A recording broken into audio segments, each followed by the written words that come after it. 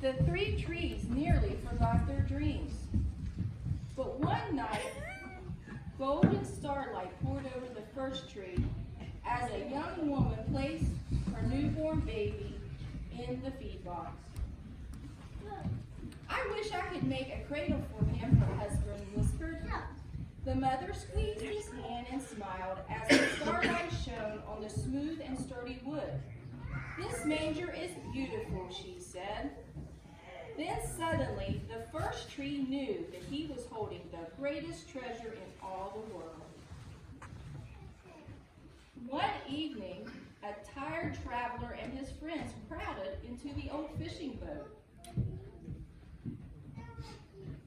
The traveler fell asleep as the second tree quietly sailed out into the lake. Soon, a thundering and thrashing storm arose. The little tree shuddered. He knew he did not have the strength to carry so many passengers safely through the wind and the rain. The tired man awakened. He stood up, stretched out his hand, and said, "Peace." The storm stopped as quickly as it had begun, and suddenly the second tree knew he was carrying the King of heaven and earth. One Friday morning, the third tree was startled when her beams were yanked from the forgotten woodpile. She flinched as she was carried through an angry, jeering crowd. She shuddered when soldiers nailed a man's hands to her.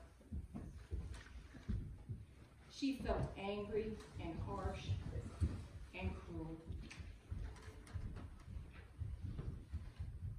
But on Sunday morning, when the sun rose and the earth trembled with joy beneath her, the third tree knew that God's love had changed everything. It had made the first tree beautiful, it had made the second tree strong, and every time people thought of the third tree, they would think of God. And that was better than being the tallest tree in all the world.